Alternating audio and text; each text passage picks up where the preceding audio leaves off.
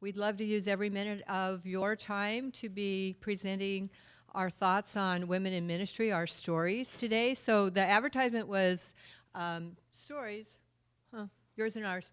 So we want to give you time to be telling your story. You won't have a lot of time. We'll break into small groups later, but we'll begin with our stories. And we'll basically introduce ourselves because we're telling our stories. But to start with, I wanted to say that we're women in ministry in so many walks of life. There's all kinds of ways to minister. It doesn't have to be an ordained sort of ministry within church structures, and many of you are in other sorts of ministries, so we're absolutely affirming that. We find, however, that women in the church who are called to serve in the church often have the most obstacles, as opposed to women in business or politics or in any other walk of life. There's obstacles thrown in their way. And they need the most support, the most courage, and the most conviction because of these obstacles. So we want to continue to affirm women in all kinds of ministries, but particularly women in the church today. And we're going to be telling our stories of how we were called to be ministers. So be thinking as you have some paper and some cards, and there's handouts with bibliography of resources, but be thinking of how you might, in a really brief way, tell your story to the other 3 or 4 members of your small group. So I'm going to start with my story. It begins with God's story and students. I was instructed in the faith. I won't go back to the smallest childhood, but I was instructed in the faith of my mothers and fathers throughout childhood, and I was determined to go to a college that put Christ first, and I found one. I wanted to be in a context for hearing God's voice, for hearing that call on my life. I went to Seattle Pacific up in Washington, and I took a class called Introduction to the Old Testament my freshman year, and almost every day in that class I felt called to do that, to teach Bible in a university setting. It was wonderful, it was compelling, and it led me to the next steps of my life, to seminary, further grad school, and so on. But it wasn't until I was teaching at Seattle Pacific that I felt called to be ordained within the Free Methodist Church. And at that time, I was a member of the Free Methodist Church. I'd been raised in a church that did not ordain women, never even crossed my mind that a woman could be ordained, although I thought it would be cool to be a pastor because they got to do really important things. But I wasn't like, oh, I wish I could be a pastor. It was, I didn't feel that way as a child. I didn't feel like I was left out of anything. So I ended up, after a few years, teaching that same course, Introduction to the Old Testament, at Seattle Pacific. And after I taught it for a couple of years, several women students approached me and said, you keep talking about these women in the Bible, and we've never even heard their stories before. What about a class that's just about women in the Bible, or women in the church, or both, or women in theology? And I thought, that's a great idea. And that actually wasn't the easiest thing to start, but to make a long story short, we got it going. And while I was in the process to do this, there was a conference being held at the nearby Free Methodist Church, the SPU. It was led by Gordon Fee. He was the guest speaker. He's rather a well-known biblical scholar. And I won't tell you what he said yet, because that didn't really relate. It was while I was there and shortly afterwards, as I was thinking about that time, I felt compelled to begin the ordination process in the Free Methodist Church. I felt convicted that girls and women, boys and men, everyone should experience as a matter of course, that women should and could preach, that women should and could stand behind the altar and serve communion, that it would not seem foreign or strange to have a woman in that role, ever. And actually, when I started doing that at our Free Methodist Church in Seattle, we had some good old Free Methodist family leave the church because they were so offended. I had felt that fighting for women, fellow women, would be selfish, but I changed my mind. after the Gordon Fee lecture, and felt like to be ordained and to be an advocate for women would not be selfish, because first of all, there's all kinds of other girls and women besides me, and that they and we need advocates of both sexes to move forward in this process and not be pushed back, not be pushed down the ladder or off the scaffold. That's actually an image used by B.T. Roberts, who wrote a very compelling treatise called On Ordaining Women, 1891. And it's one of the best books ever. I have it here. I'll show it to you. It'll be up on this table. The church itself, the Free Methodist Church, didn't put in obstacles to ordination. They did require a lot of specialized training beyond my seminary and confirmation of the local churches. That's what ordination is. They gladly ordain women. They're not so good at placing women in churches, as is sort of common amongst the churches that do ordain women. So, as I said, it isn't really the content of what Fee lectured on. I'm sure it related in some way, but I am going to tell you what he said in his lecture. I think it was most important that I was in a context where God could speak to me, and I think that's what's possible today. More and more women are being called to ministry at all levels of church leadership, and sometimes it takes being in a group and having that focus. But his topic was 1 Timothy 2. It actually, 1 Timothy 2 in the context of 1st and 2nd Timothy. That is what Gail Wallace calls the bomb, the passage that's used to explode women off the page or off the ladder or the scaffold as they feel called to service. And we don't have time to go through that in detail today. We do that in our classes. I have my students here, so they look forward to that. But one of the things he said was, he showed that no matter how this passage is translated, which I think is significant too, 1 Timothy is not a church manual for all time. It is addressed to Timothy for a particular situation, one that is unrepeatable, in fact. It's particular, it's specific, it's unique. It's time conditioned. So as I said, I want to leave that thought with you, compel you to study it further. There's a lot of books about it. One of the best that my students will read, but I recommend, is called I Suffer Not a Woman, which is using the King James translation of 1 Timothy 2:11 through 15. Rethinking 1 Timothy 2 in Light of Ancient Evidence by the Kragers.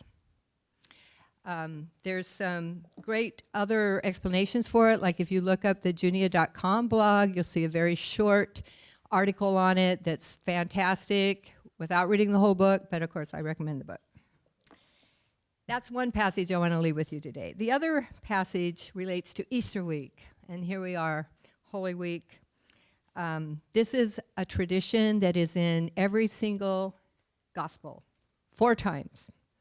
Not every important tradition in Jesus' story is in every gospel, but this one is.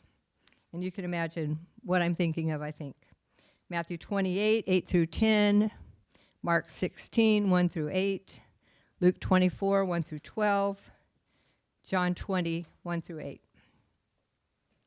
The story of all the women at the tomb.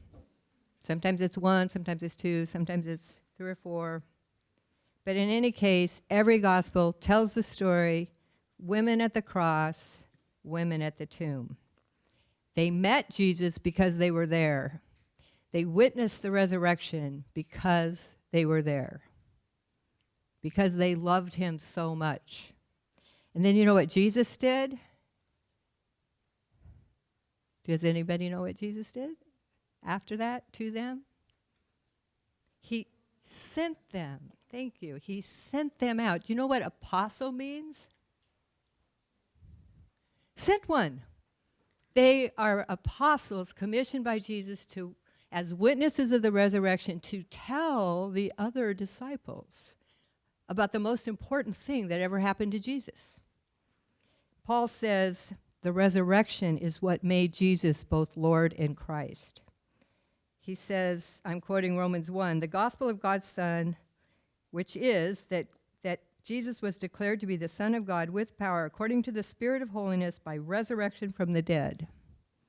Women at the cross, women at the tomb, sent as apostles of the resurrection to the male disciples who were trembling with fear in inner chambers and thought this to be an idle tale.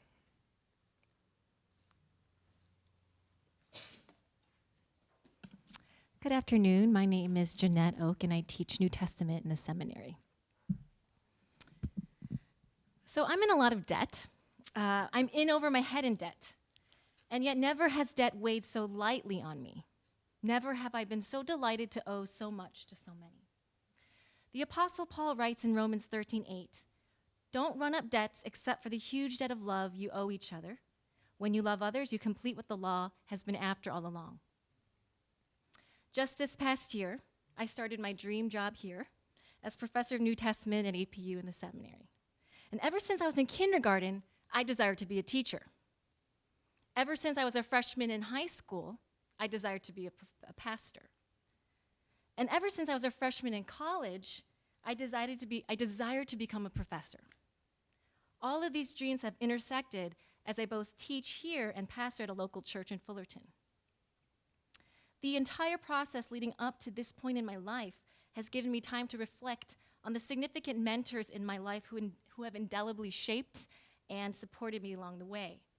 So I am an indebted person. My mom. My first mentor was my mother. Now, I didn't appreciate what a trailblazing powerhouse of a woman she was until I grew up a little older, but I had my suspicions. One of my mom's greatest strengths to me was that she never spoke of gender as a barrier. That is, she never spoke about a woman's role and a man's role, what they ought to be. She expected excellence and great things for both me and my brother. She modeled for me that I don't have to choose between being a mother and having a career. She taught me that smarts and giftedness are not enough, that a person needs to have grit and determination to make her dreams a reality. Now, the Reverend Mary Pack. The Korean church my family and I attended when we lived in Michigan made the very wise but unconventional and progressive decision to hire a Korean American female pastor to lead its young adult EM, or English ministry. Now, this was 30 years ago. Even though I was just a kid at the time, my mom, this is why I had my suspicions, you see, she would take me to the young adult services so I could hear her preach. Mary Pack, her vivid memory of this young minister preaching with such authority, with such grace and power, in her black robe and sending us off with her benediction, was an image that I clung to during the long drought of exposure to female preachers that I endured for years after. Even though I don't personally know her, her example, the very fact that she exists, that she's still pastoring, gave me tangible evidence that, despite what people said to the contrary, women could and should preach and pastor. Dr. Scott Barchi. At UCLA, I learned the art of stalking. So I had this professor of New Testament and early Christian history whose lectures they messed with me. And I wanted so desperately to get to know him. And so it was in one of his classes that I discovered, I had this epiphany that one, I love the New Testament, and two, I finally knew what I wanted to be when I grew up. Every time he offered office hours, I would sign up and patiently wait out his door. This was on a weekly basis. I'm talking about the art of stalking. You can do it right without any problems here. I took every class he offered in undergrad. Over time, when I first met him, I told him, how can I do what you do someday? Tell me what to do and I'm going to do it. Over time, Dr. Barchi became one of my closest mentors and cheerleaders. He actually married my husband and me when we got many years back, or 13 years ago. And then my husband and I have attended his piano jazz concerts, and at least once a year we share a meal together. This has been our custom since I graduated from college. The Reverend and Dr. Brian Blunt. Now, I cannot say enough about Brian Blunt, but I must say this. He has helped me imagine that I could have a bivocational calling as a pastor and as a scholar. From him, I learned how to teach like a preacher and preach as a scholar. His scholarship reflects the African American ministry context from which he pastored for many years. His preaching bridges the potentially siloed and socially irrelevant world of academia with the needs and realities of the local church and the issues of racism and inequality in our country. Dr. Ross Wagner. Now, Ross saved me from the depths of despair and panic when Brian Blunt, the very person I came to Princeton Seminary to study under, left to become president of another institution. I didn't know what to do. Who else would want to and agree to study with me, to be my dissertation advisor? But Ross, I'll never forget the day he kindly approached me. We sat down, he offered to be my advisor. I don't know why he went out of his way to do this, maybe for Dr. Blunt. But he said it's because he saw potential and strength in me. And I just had to take his word for it. Ross continues to model for me the kind of scholar I want to be. He's faithful and devoted to the Lord, to family, and to church. He's excellent in his teaching and scholarship. He's intentional about his mentorship. And he's just really nice. Ross has helped me maneuver the politics and pressures of academia, and he reminds me even still that I have what it takes to be a scholar, even when I have my doubts. So I share about these significant mentors in my life because the truth is I needed and I still need mentors to help me discover and grow into my calling as a pastor and as a scholar. See, we all need mentors, do we not? We all need someone who's gone before us, someone who's in our corner, who cares about us, who serves as an example for us, who assures us that we're not alone in the day-to-day struggles, who makes us feel that we matter, who gives us wise, solid, and honest feedback. Mentors, or most of them, they cannot do all of these things. But even if they do one of them, they can have a really big influence in shaping us and helping us to discover and nurture our gifts and to tap into and unleash and develop our potential. The church needs more women leaders, does it not? There are not enough women in leadership positions in the church. There are not enough women of color in ministry positions. And in order for more women leaders to rise, we have to make a concerted effort, or many concerted efforts, to invest in and support them for the long haul and as early as possible. We need to encourage women to go to seminary and help them do so if we can. We need to encourage them to get ordained if that works in their context. We need to invite and encourage them to preach more often. So sisters in the room, fellow women, can I encourage you to be generous and flexible with the term mentor and open to finding them in unexpected places? See, I haven't even personally met some of my mentors. Heck, some of them have been dead for years.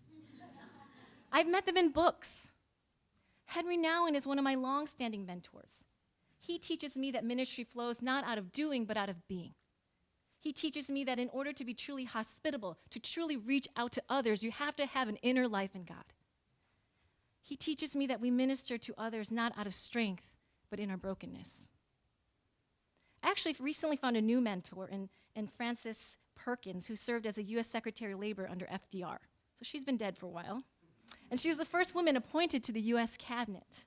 I'm trying to get to know her better. I'll let you see how that goes. But the role of mentor doesn't have to be official. You don't have to even ask someone to be your mentor, but seek them out. Be a student of great leaders, pastors, preachers, and teachers. And be in solidarity, not competition, with other women. Support their growth and successes.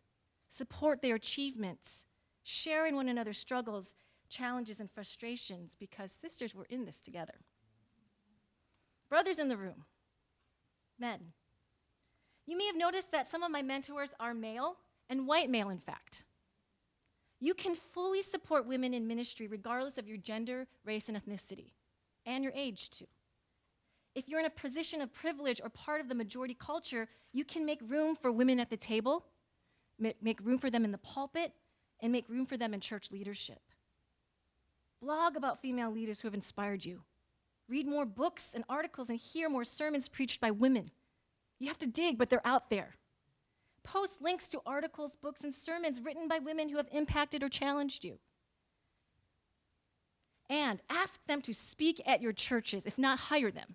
And not only to women. You can have a leadership conference with a woman, and she can speak to men. You know that? She's fully qualified. Pay them also as much as you pay your male speakers and pastors. Just wanted to add that. And fellow academics, put the works of women, female scholars in your syllabi and actually discuss them. So that's not just an afterthought or if you have more time kind of thing. We can all be feminists. I'm a feminist, and you should be too. Why? Because Jesus affirms the equality of women as disciples, and Paul affirms and assumes that women are leaders in the church alongside men. Take a class with me or Dr. Winslow in the seminary or Dr. O in the undergrad, and we'll go over through these texts with you together. But there's more to it than even this. We shouldn't encourage women to become ministers and promote them into leadership positions only for the sake of diversity, but for the sake of better reflecting the kingdom of God.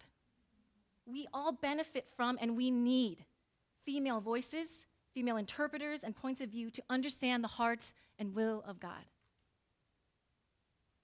The journey. So this entire journey from the day I graduated from college and began teaching and pastoring to the present has been one of humility or learned humility. I have learned the importance of vision, endurance, and covenant community. I have learned with difficulty, the frivolousness of perfectionism and pride. I no longer take myself too seriously or think I have to have an answer for everything. I've also learned the value of delayed gratification. In my 20s, I faced many steep learning curves, and I had to learn how to struggle with style before I actually gained the skills, knowledge, and experience to become competent and excellent at certain things. But competency without character does not bear much fruit. The journey toward becoming the pastor and scholar that I am today was worth the struggle because the goal is not simply a degree or a position or power or prestige. The goal is to become more like Christ and to grow more in love with him and others. I'll admit that many times I really, truly wanted to quit. For example, during the first 2 years of teaching at Compton High School after college, I didn't know what I was doing. I really felt inadequate. But that's where I really learned how to teach. And during my first 2 years of doctoral studies at PTS, I felt in over my head as I juggled ministry and teaching as a college grad then, and then motherhood, scholarship, and more ministry as a graduate student. And what has sustained me over the years is a community of saints, members of my church, family, friends, professors, mentors, colleagues, who affirm and remind me that I have something to contribute to the academy as a pastor and to the church as a New Testament scholar. So returning to the Apostle Paul, he writes, "So whatever you eat or drink or whatever you do everything for the glory of God. Whether teaching, preaching, mothering, writing, counseling, researching, or resting, I seek to do it all for the glory of God." Thank you.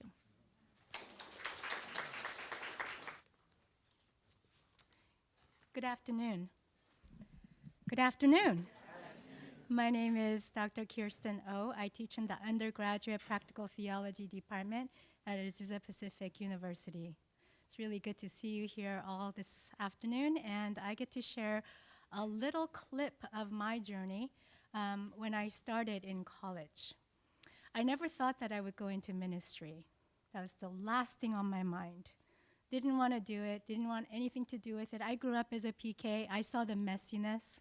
I saw my parents struggling. I saw people behaving badly. And I thought, I would never do that. And so I decided early on when I was in high school that I would go into medicine, that I would serve humanity with medicine, and I would maybe make more money than going into ministry. So it sounded good to me.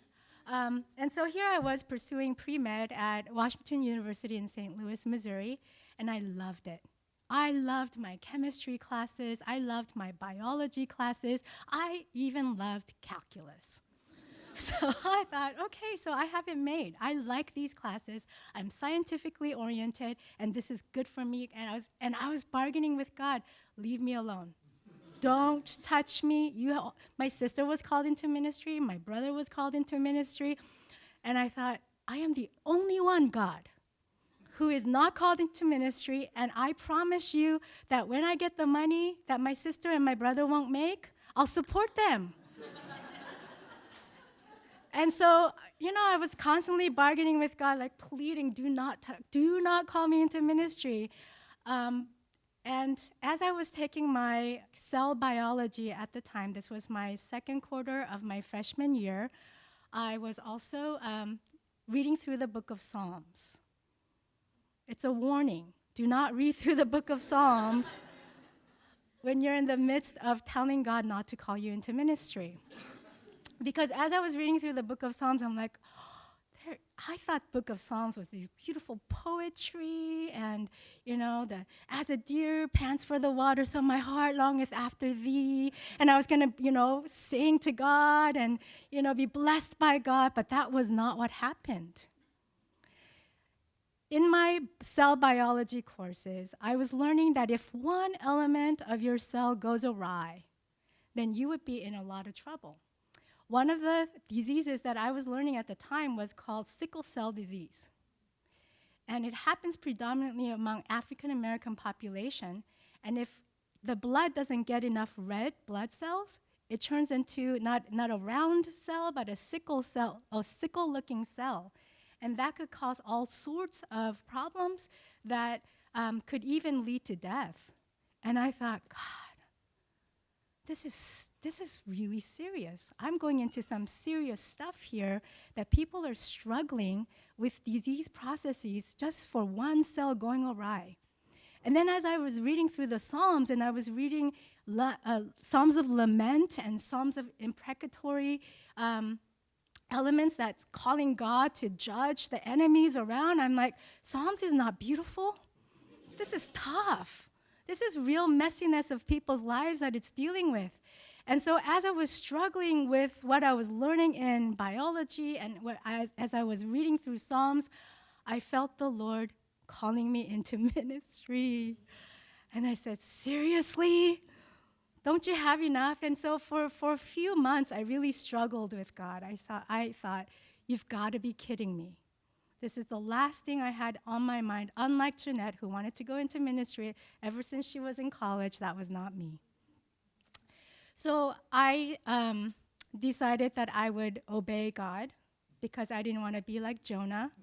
I didn't want to see the belly of a whale, whatever that metaphorically meant. And I decided I am going to transfer before I end up in a belly of a whale. So I transferred to a Christian university and majored in biblical studies. And it was like a refreshing water flowing all over me as I was reading through the Bible, as I was struggling with God about his texts. And then I realized as I was reading through the book of Romans that I had God figured out all wrong. The things that I thought about God, the things that I thought about ministry were somehow becoming aligned with the first 11 chapters of the book of Romans. And then that imperative that says, therefore, be transformed and not conform. So here I am having all these aha moments. I'm like loving Greek. Yes, Greek. I was a Greek geek. And so I was taking my Greek classes. I was in advanced Greek and loving it. And one day, a colleague of mine, fellow student, comes up to me and says, hey, you, I want to talk to you. I'm like, well, yeah, okay, I'm ready. And he says to me, okay, so you're a woman. I'm like, yeah, last time I checked, I'm a woman. And you're taking advanced Greek, and you're in all my classes, in my Bible classes. What are you doing? I'm like, what am I doing? I'm preparing for ministry. God's called me into ministry. And he's looking at me straight in the face. I'm like, I don't think so. God doesn't call women into ministry. You must have heard God wrong.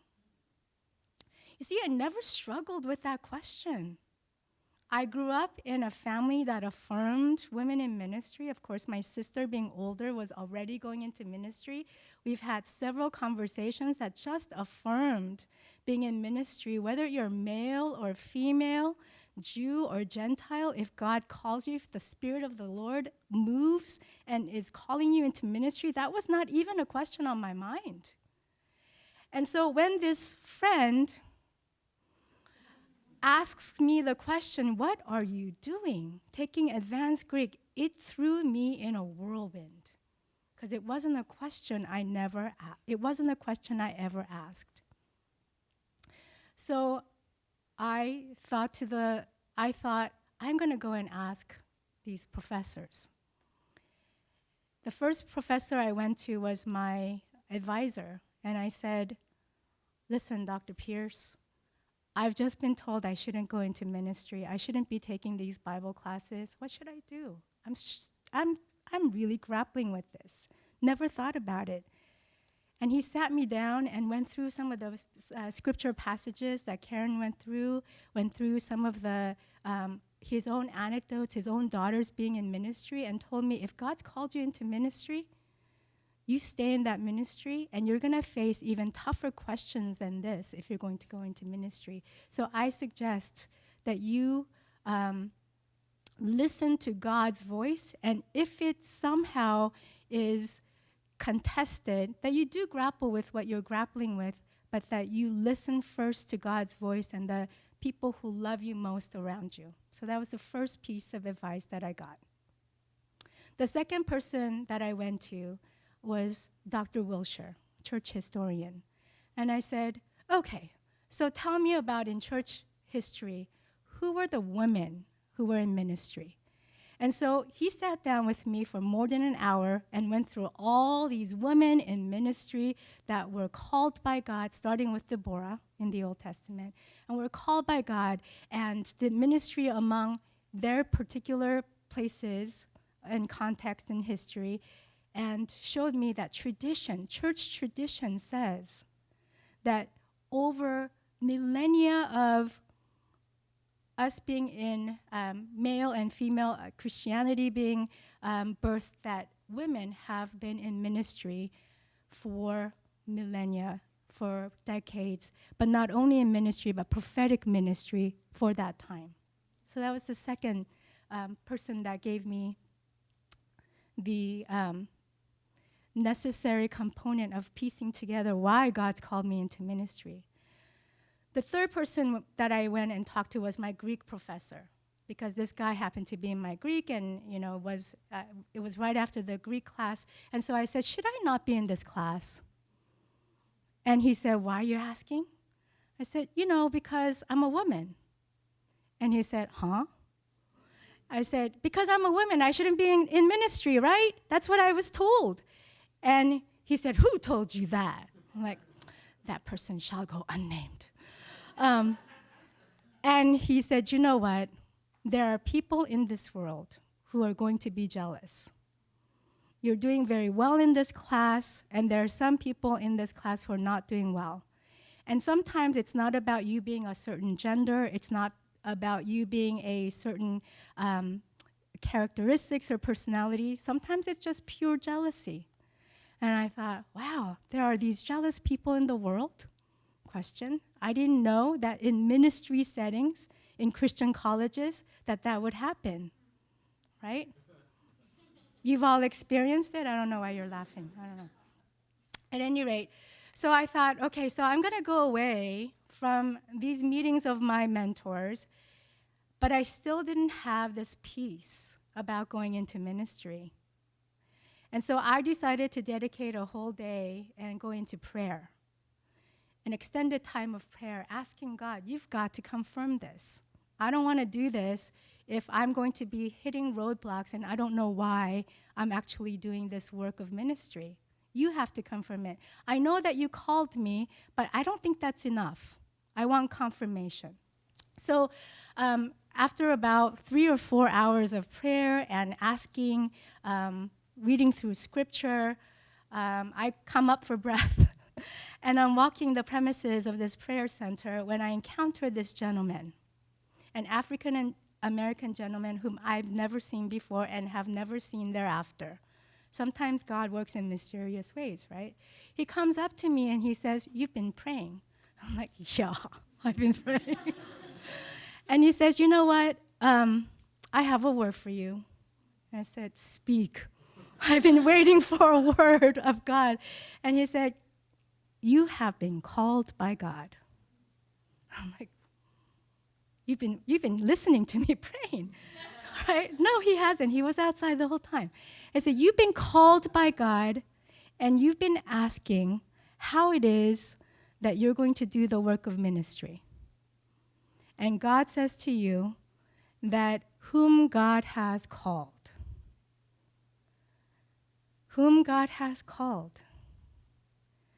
God will equip." And that just blew my mind, because that time, at that point, I had no idea. What do I have? I felt like Moses. What do I have? I have nothing. I have no equipment to do this work that God's calling me into in this society, in this age, in this time. And here he says, whom God's called, God has equipped. Go and do the work of ministry that's called forth from you. And so with these confirmations, I decided to continue my studies into biblical studies. And currently I'm ordained in the United Methodist Church as an elder. And I thought about some of the struggles that we women in particular go through, because some of the misunderstandings about scripture, about the understanding of how God calls and whom God calls into ministry. And so there are two things that I want to talk to you about. There's something about our education in the Christian circles that's called a hidden curriculum. And in this hidden curriculum, it is a forming by absence. It's a powerful implicit values and prohibitions which people take into their being unawares. Something that is hidden even in our educational systems, in our churches as we grew up, in our society as we're looking at and listening to all of the even social media, TV. There are hidden curriculum that says powerfully that perhaps women ought not be in ministry. The other part is null curriculum, which is forming based on absence. There's no education that talks about how we are being formed, how there is women who are being formed, who are being called into ministry. And so there is a null curriculum in our society about women in ministry. And these are subtle curricula of givens that perpetuate the status quo without people ever being aware of them. This is in some ways some of the reasons why I had a colleague who would come up and say, "What are you doing taking this class?" Because I would suspect that he had either a hidden curriculum or a null curriculum about his fellow colleague who is equally called into ministry.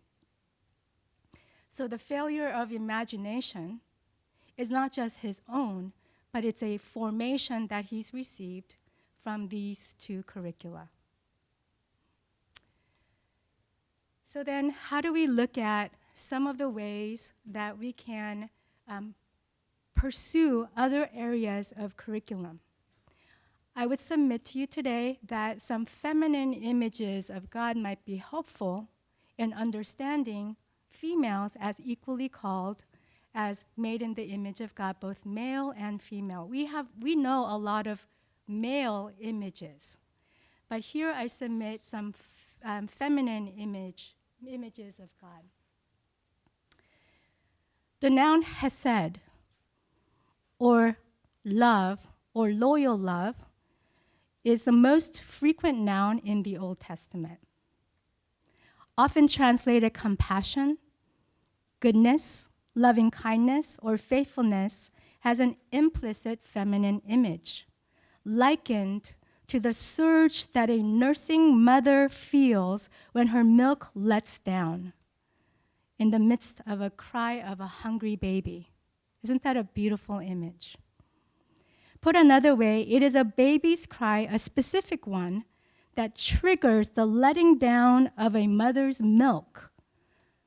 It's a graphic image that speaks of the response of God to the cries of the children in distress. This type of fidelity or loyalty leads to action. Promises between two people display this, and the term holds similar meanings when used in reference to God.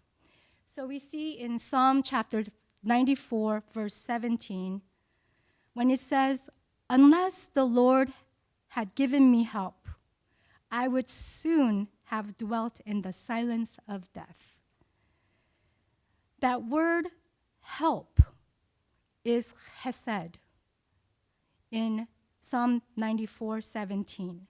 And it says that unless the Lord's chesed is there, I would soon have dwelt in the silence of death. Secondly, we see in Isaiah 63, verses 14 through 16, it says, "Lord, where are your zeal and your strength, the yearning of your heart and your mercies toward me?"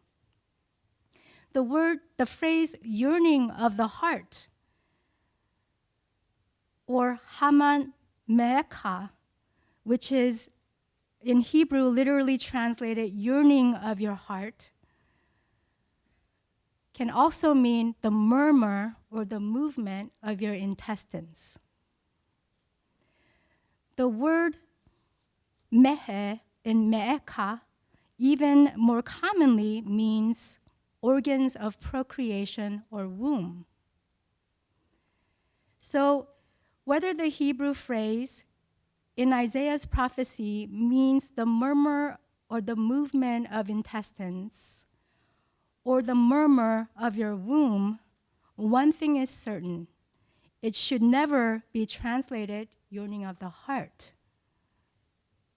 In fact, it puts something about a feminine image to God's yearning for God's people. Phyllis Tribble has taught us that Hebrew word for mercy is a word for womb with different vowel points. So mercy, she suggests, is womb-like motherly love. And it is the capacity of a mother to totally give oneself over to the need and reality and identity of the child. And mercy is the capacity to give one's self away for the sake of the neighborhood. The whole womb process is a terrible inconvenience for mothers, right, mothers? But it's also an inconvenience that finally defines the life of a child in utero. In the language that God uses, it is clear that divine mercy is portrayed as parallel with the safety of a mother's womb. And mercy is apropos, especially for unborn fetus, as a safe place where it's not only protected, but nurtured and brought to term in its mother's womb. I have with me a book by Henry Nouwen. It's called Show Me the Way, and it goes through the Lenten season each day of the week. And I'd like to read to you Wednesday of the Holy Week, which we are in today. It's so appropriate for this conversation about God's love being in female terms. He writes, O Lord, how can I ever go anywhere else but to you to find the love I so desire? How can I expect from people as sinful as myself a love that can touch me in the most hidden corners of my being? Who can wash me clean as you do and give me food and drink as you do? Who wants me to be so close, so intimate, and so safe as you do? Oh Lord, your love is not an intangible love, a love that remains words and thoughts. No, Lord, your love is a love that comes from your human heart. It is a heartfelt love that expresses itself through your whole being. You speak, you look, you touch, you give me food. Yes, you make your love a love that reaches all the senses of my body and holds me as a mother holds her child, embraces me as a father embraces his son, and touches me as a brother touches his sister and brother. If we could reimagine this God we serve, this God we love, this God who calls, in both female imageries as well as male imageries, how might that broaden our scope of who belongs at the table of service unto God? Thank you very much.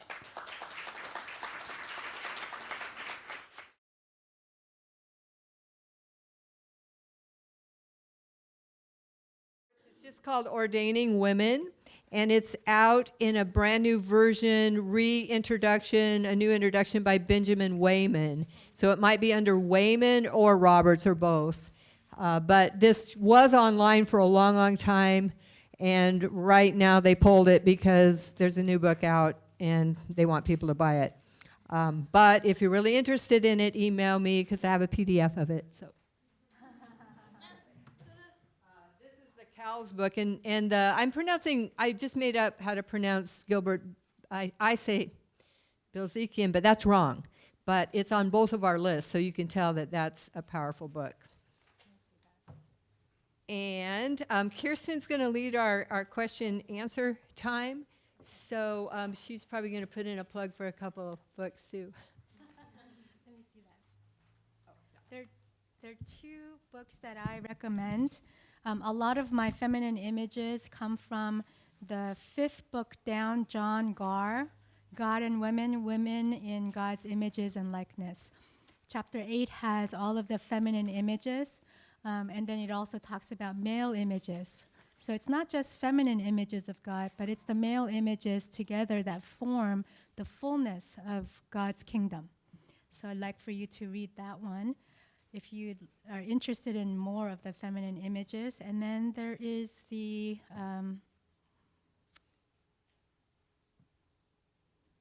did we make it in here? I thought I put the Carter. Yeah, here it is, Jimmy Carter. A Call to Action, Women, Religion, Violence, and Power. So that's violence and power gone awry for women around the world globally. So I recommend that book. In your groups, you had 2 questions to work with. What is your story of being a woman in ministry? And what is most helpful to you? How are you supported? And how do you support others? We'd like to hear perhaps 1 or 2 stories, short stories about you being a woman in ministry, or if in your groups you were able to come up with some patterns or themes that emerged from the stories of women. If you'd be willing to share that, we have a few minutes to listen to those stories. Or questions.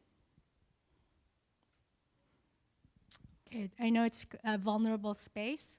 How about what is most helpful to you? How are you supported, and how do you support others? Okay, thank you. I guess I would say how what's been most helpful is having males that are alongside me that really support me and don't pinpoint things about necessarily being a woman, but just take my opinions and my thoughts on theology just as they would theirs. And so that's been really helpful. Thank you. I think that one of the things that supports me the most is seeing other women just rocking at ministry. I'm really young, I'm not even 20 yet.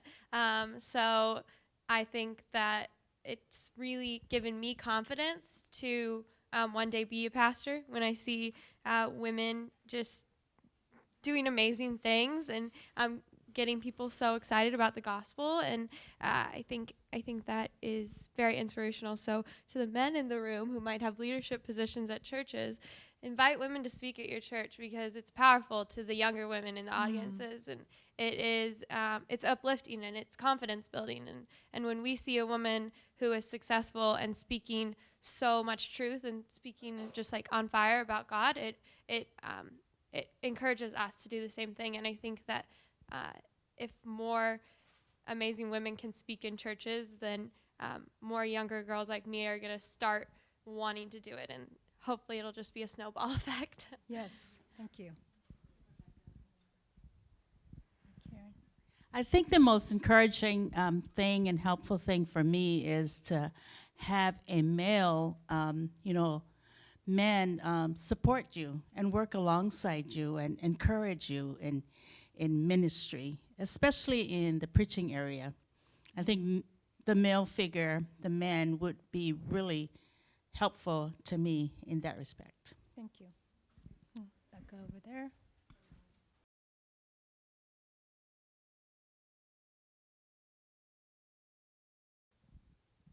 Well, something that's really someone who's very helpful to me is my fiance.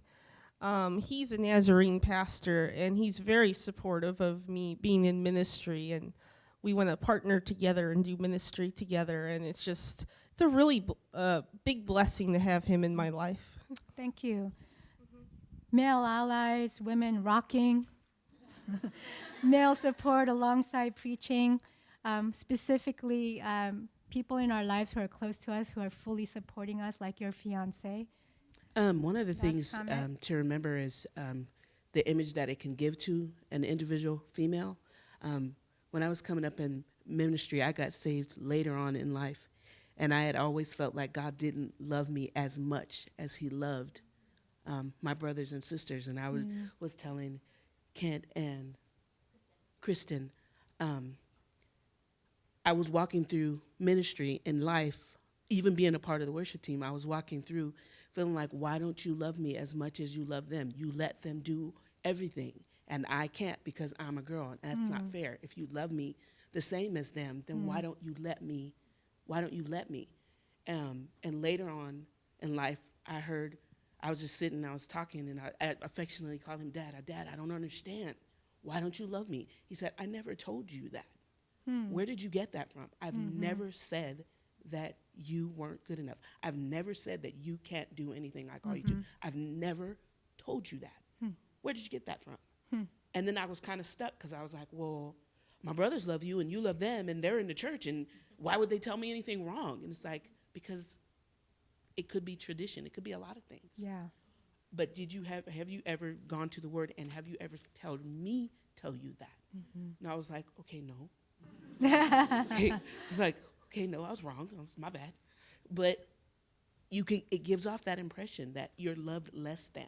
And that's impactful for any individual, much less another young girl like you're saying, when you're walking around thinking God loves you, but not as much as that next person. So that's just something to keep in the back of your mind whenever we approach any issue where God is concerned, when we're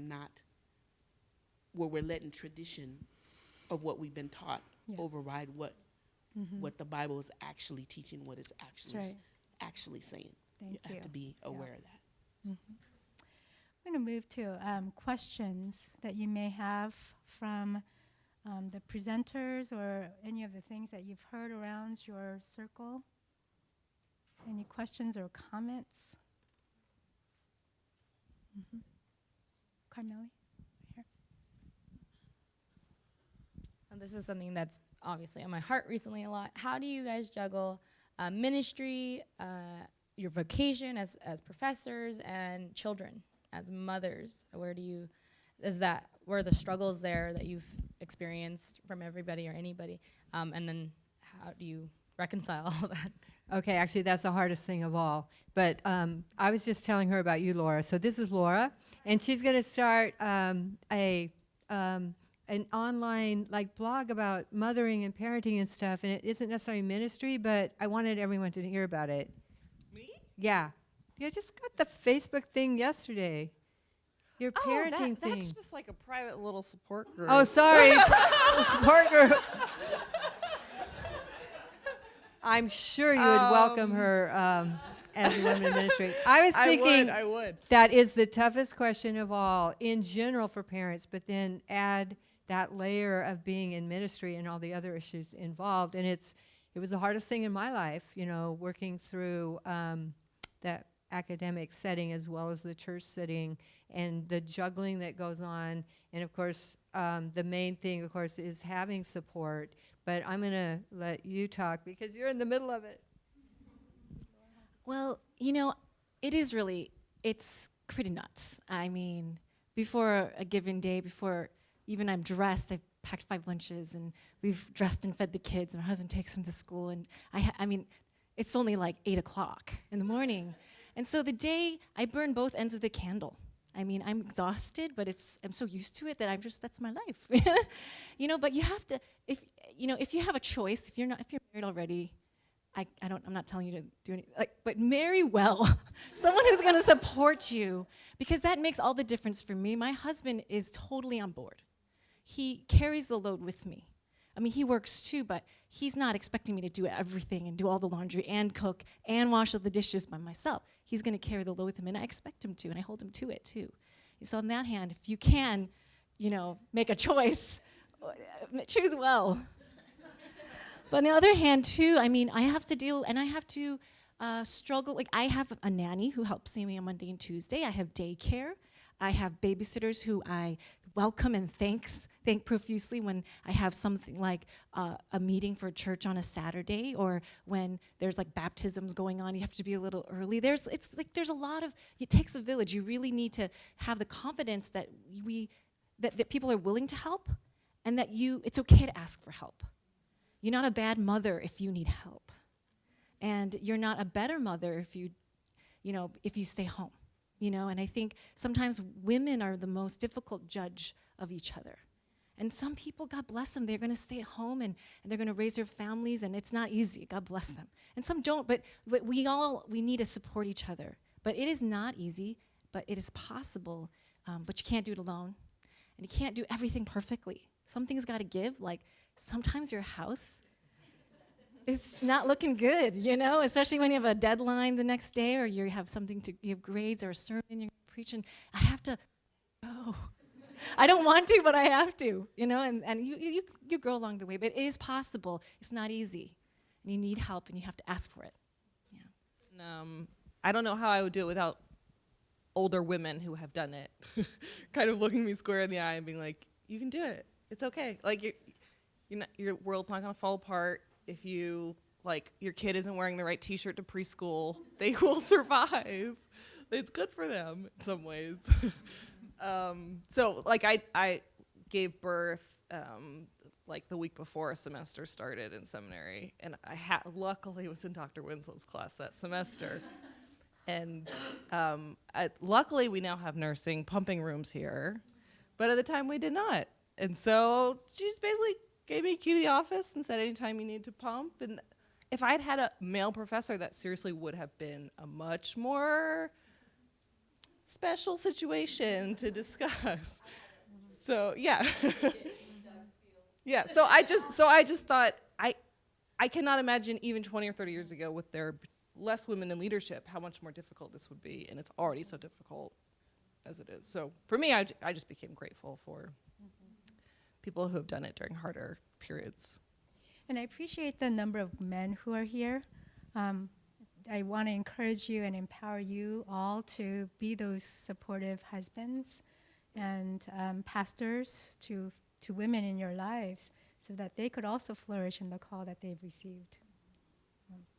Other questions or comments? Happy afternoon, everybody. My name is Donna. I'm a second semester seminary student, and my question is directed to whoever feels led to answer it. But I'd like to know, what do you do if you're in a church that does not support women in the ministry? Should you leave that church?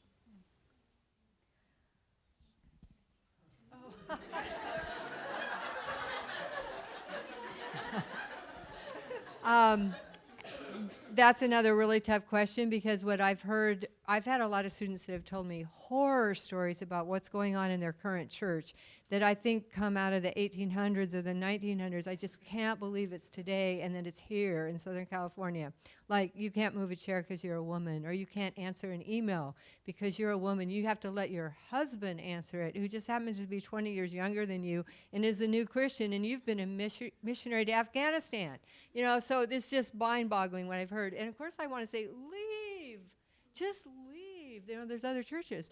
But then they say, well, it's got a great youth group. Well, but then I think, a youth group that is training people to not support women in ministry? So I do, gut level, leave. But you have to decide because of all the other things that come into play, your family, your network. I haven't seen single, like, units of people able to change the entire culture of a denomination or a mega church or whatever. If you're very, very alone and no one agrees with you, I don't. I just to add to that, I'm at a church now where women do not teach and are explicitly restricted from being elders. We're an elder-led church, and I'm one of a couple people that, well, I think there are many people in our church that don't agree with that, but I'm one of just 2 or 3 who are starting to raise that question and say, why is this the case? And we want you to hear what our thoughts are. And for me, having to ask myself, you know, should I be at this church is a weird question, because on the one hand, I'm realizing and I'm already needing to reach out for support and teaching and mentorship outside of my church that I wish I had there. The commitment that I've made to my church body is really one that we are a spiritual family. I have invested in them and they have invested in me. And so I feel like for myself, I've decided that the process of if and when I leave has to be dealt with the way I would do it in a family with a friendship. I would never say to a friend or to a family member, like, you don't support me, you're not acting like family, so you're no longer my sister, you know? Like, I still have a commitment to them. And so right now, that means for me, I have to carry that out by being 100% open and honest and saying, I need your support in this way, please support me. Or I'm really hurt by what you're doing, and let me tell you how hurt I am. And it's been really difficult conversations and really hard, but at least I know for me, I'm being faithful to my church because I need to lead and support them. So I'm doing all the ministry that I can, and I'm not waiting for permission to do things that God has called me to do. But I'm also not saying I'm not going to carry this journey out, even if it's difficult with my church family. Okay, so my husband and I grew up in both traditions that did not endorse women in leadership broadly, for the most part. A few exceptions here and there. Since we've moved to California 6 years ago, we've been part of egalitarian congregations that fully support women in ministry. We're part of a great congregation now that is not just doesn't just say it, but actually does things to invite women into, the pulpit and stuff. And so we're facing a move in July back east to Baltimore, and so I'm going through the church options, doing research, and it's really discouraging that the different landscape there is more complementarian. The egalitarian options are fewer, and I feel myself having to choose between serious theological majors, not minors, in how I'm looking at this. So I'm thinking, I know I found one scholar who's Rebecca Eklund, who's at a complementarian church, but she seems to be egalitarian, and apparently she's an egalitarian and tells them and talks about it. So I'm like, maybe it's possible. How do I do that? So I'm just thinking,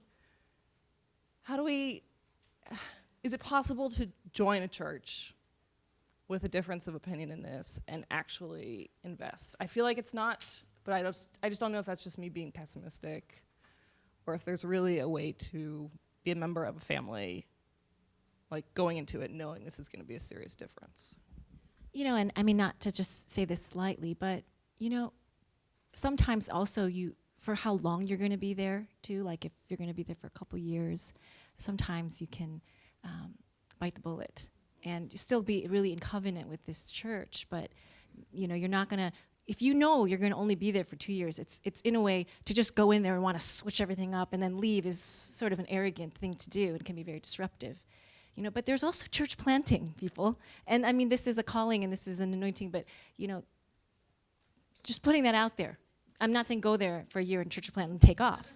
But, yeah, some of us are going to have to church plant and have that privilege and have that calling. And maybe, and this can be in your culture, in the dirt, from the ground up. I know that it's not always clear. I know men and women are different, but the differences, it's not always clear which ones are culturally developed and which ones are, you know, created by God. I'm convinced that women are actually better equipped to serve as pastors by the way God made them, but we don't talk about what that looks like. Do you guys have you seen scholarship that talk about the woman as pastor and what a woman leader brings to a congregation that a man doesn't? Mackenzie said really struck me as to why certain people are against women, and I'm just going to quote him. They don't have a big resonant voice, and they're not used to it, and they're used to having the authority of a man with a male resonant voice. And so that goes down to custom and convention and difference. But some people, if they're in their heart of hearts, think that you have to have that maleness as part of the authority of a pastor, which I think is a whole cultural thing and a shift that has to be made. But as far as the positive side of women, what you're thinking, I'm just going to repeat what I think you're thinking, is that women are conditioned or born to be nurturing, which is what pastor means, nurturing and empathetic.